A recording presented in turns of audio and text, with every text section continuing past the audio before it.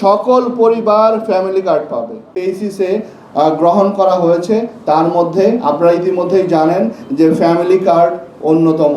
Family card এর কার্যক্রম যেটি বাংলাদেশের যে 13টি উপজেলায় 13টি ওয়ার্ডে শুরু হয়েছিল, তার মধ্যে চট্টগ্রাম অন্যতম ছিল।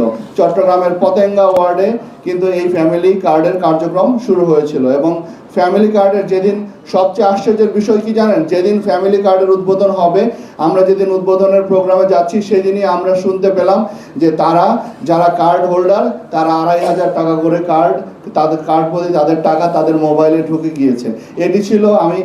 এটি আমাদেরও কল্পনায় ছিল না যে অনুষ্ঠান শুরুর পূর্বেই তাদের যে কমিটমেন্টটা সরকারের ছিল সেটি বাস্তবায়িত হয়ে গিয়েছে। সকল পরিবার ফ্যামিলি কার্ড পাবে, সকল পরিবার, কিন্তু সে টাকা পাবে কিনা সেটা ডিপেন্ড করবে তার ক্রাইটেরিয়ার ভিত্তিতে, তার ফাইন্যান্সিয়াল অ্যাবিলিটির ভিত্তিতে ডিপেন্ড করবে সে টাকা পাবে কিনা, কিন্তু সে ফ্যামিলি কার্ড সবাই পাবে, irrespective of any race, religion or anything.